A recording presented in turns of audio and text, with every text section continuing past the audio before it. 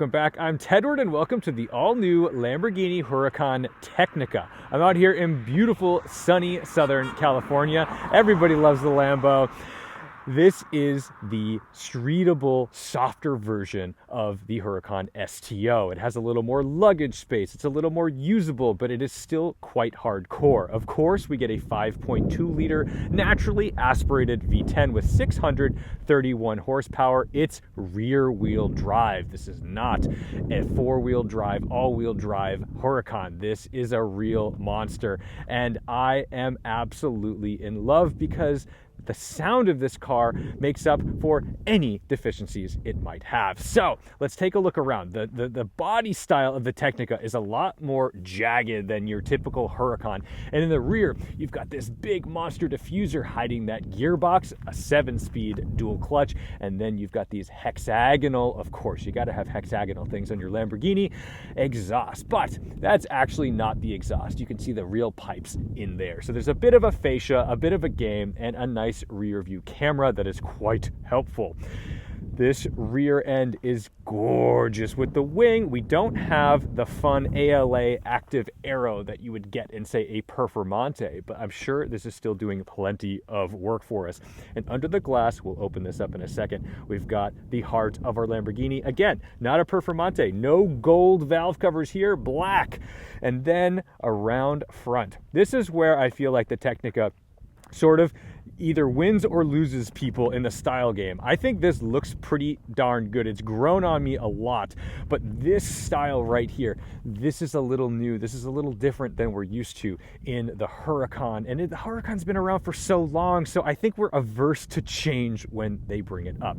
Gluing it to the road up front is a 245 section tire on a 20-inch wheel, and in the rear, a 305 section tire, very necessary to keep the power down. Monster brakes, carbon ceramic, of course, and these wheels are a $10,800 option on top of the car. So this one is valued at $324,000 as tested. Let's take a look under the bonnet. And before we even get there, check out this optional carbon fiber door card with your door pulls to get in and out. So in order to access the frunk, you can use the key, but you can also do this. We'll put it in an accessory mode, and we can access the front with this button and the rear bonnet with that button. So let's start in the rear because this is where the good stuff is. Oh yes, we've got struts to hold that up for us, and then plenty of goodies to see. It's displayed very nicely. You've got carbon fiber here, so at any car show, you'll always look like a hero when you put this thing up. And then around front, open up our frunk, a little more convenient than the STO. This is also carbon fiber, very expensive stuff, and enough room for a couple of bags and a weekend trip. Will this be your daily driver? Highly unlikely, but I would respect anyone who chooses to do it.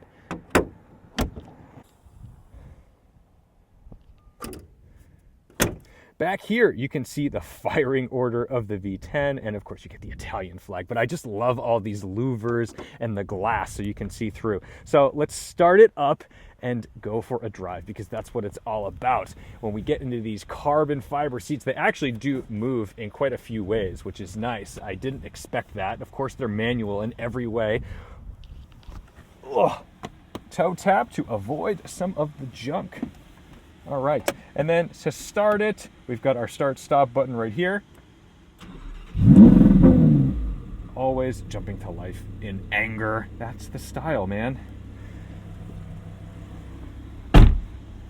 Now, we're going to be pulling out of here, so we've got our nose lift right here.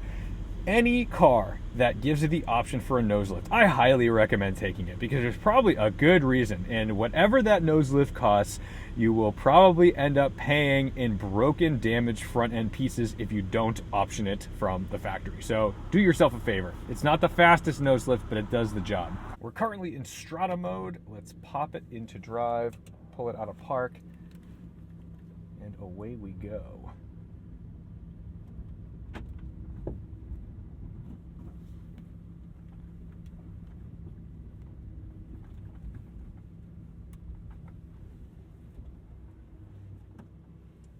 And if we're, oh, there's the auto start stop. We're gonna put it in sport mode. let's jump out here onto the road. Nose lift back down. Automatic mode.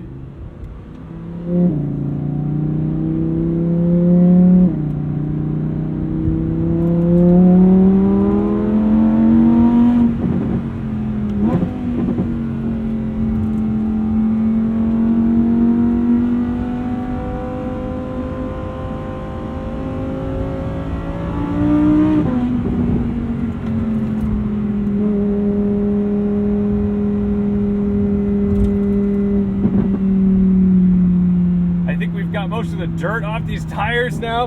We can pop it into manual with this little M button here, and then you've got Strata, Sport, and Corsa. Now, none of them really hit you hard with the transmission. This dual clutch transmission is surprisingly smooth. I kind of expected it to be a little more outrageous and nail you like a single clutch Aventador. It's not doing that for me. I'm gonna take a left up here, use our directionals on the wheel, classic Huracan stuff. And I'm gonna let this guy go because I want the space. And you know I don't need it, but I like to use the nose lift on this section just in case.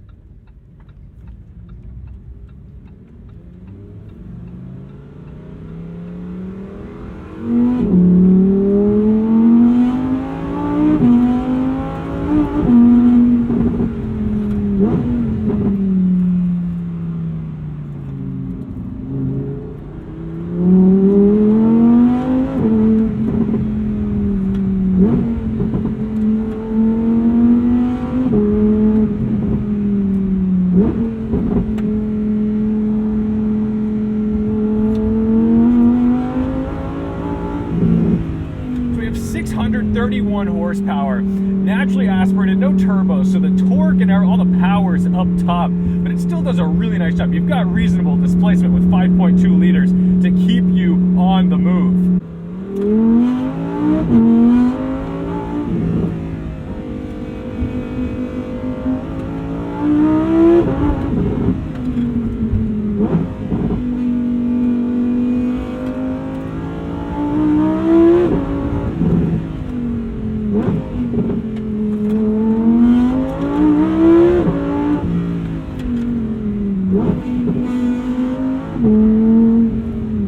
Myself overshifting in these cars just because it sounds good and it's fun, but you know, it doesn't hit the rev limiter and just ping off of it. It will upshift for you.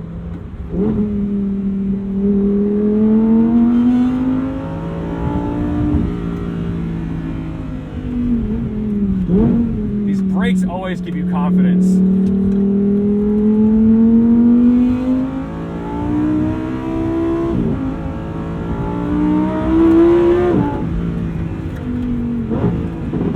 Just pulls and pulls and pulls.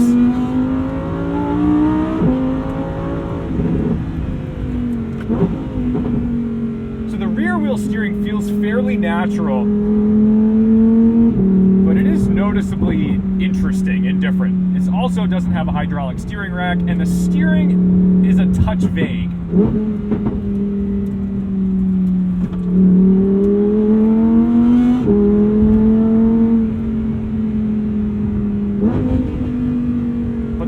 Hooks so well, and it's so pointy that you're not really concerned about it.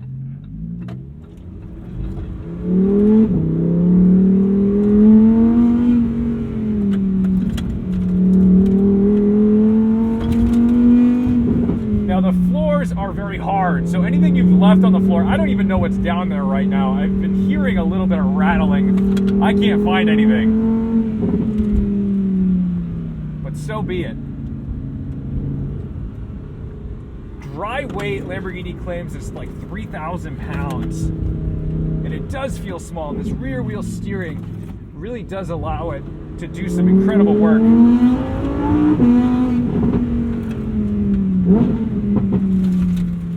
But you still need to be pretty aware of crummy roads and some water.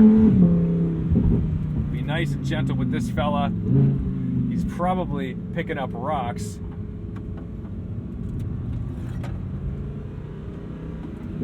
which is really God's work out here, because a rock could really ruin our day. That's the problem with supercars, is that it doesn't take much damage to add up to a shocking amount of money.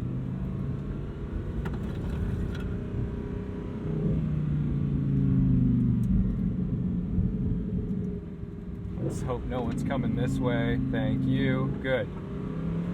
I see a cyclist ahead. But look at all the dirt here. You know, this is the kind of stuff that you gotta be cautious in. Oh, I love Lamborghini so much.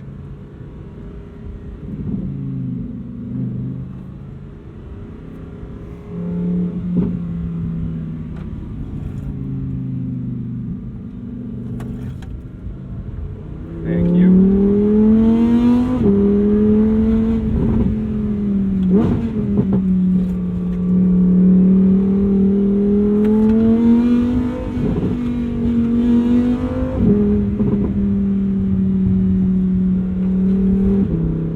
Even as a rear-wheel drive Huracan, there's an element of safety in this car that you don't get this frenetic, nervous vibe in it. Like, it's approachable.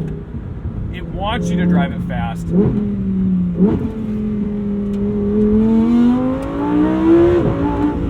But it's not so scary to get into the power.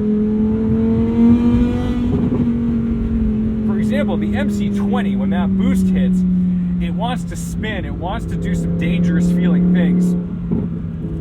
This doesn't. This is like a supercar that most people could jump in and feel really good about driving.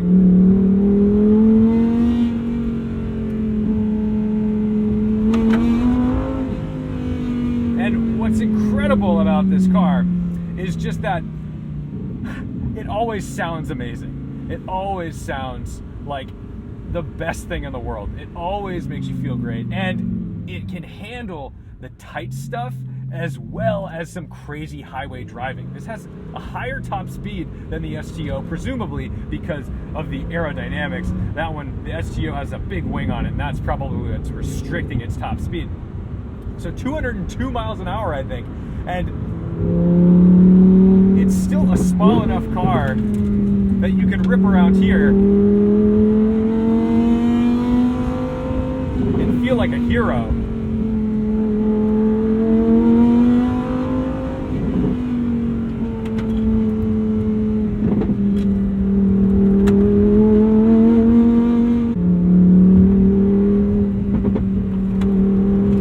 Say that the suspension is fairly firm, so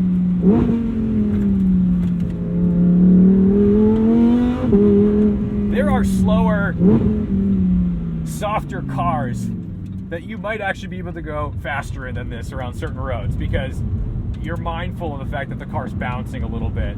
It's designed, you know, for the street, but you can tell that it wants to be on a pretty flat, curated racetrack.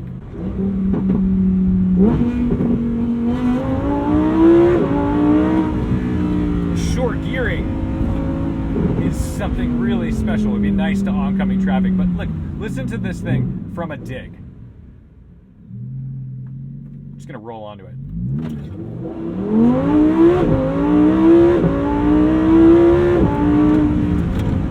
The distance between those gears is so short.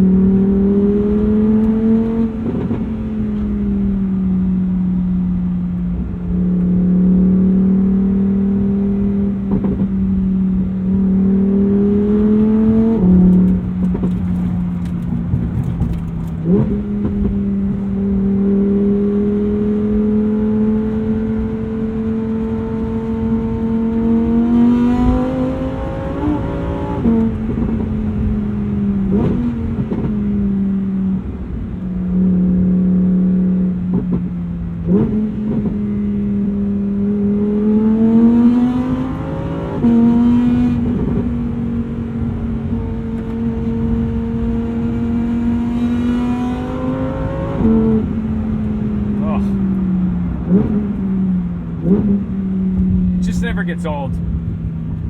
This is going to be the end of Lamborghini's fully internal combustionized world.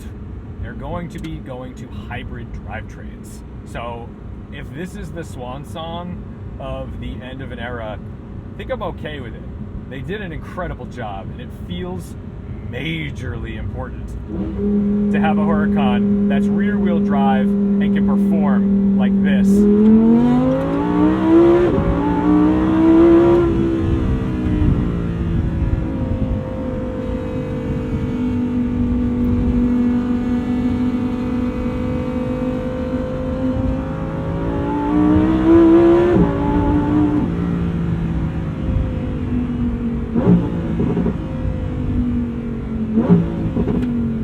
Link up with the boys, put this nose lift up, and get back out here in some other cars. Oh, what a thing. Thank you guys so much for watching, liking, commenting, and subscribing. Thank you for supporting on the Patreon. Don't forget to respect the drive, and I'll see you in the next one. Park. Nice and easy place to find that button.